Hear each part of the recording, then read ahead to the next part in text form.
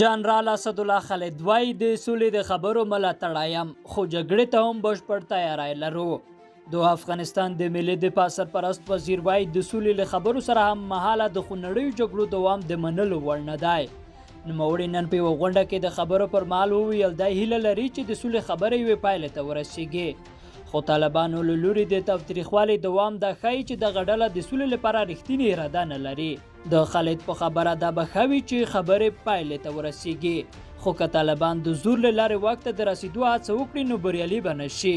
خالد زیاته کړه دوی د ارزښتونو لپاره جګړې کوي او افغان پوځ د دې وړتیا لري چې د دښمن پر وړاندې مبارزه وکړي.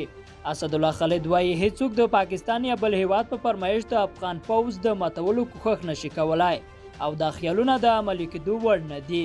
هغه یو ځل بیا ټینګار کړی چې په ټوله معنا د بین الافغاني مذاکراتو ملاتړ او دفاع کوي، خو که خطرونه رامنځته کیږي پر وړاندې د درېدو وړتیا لري.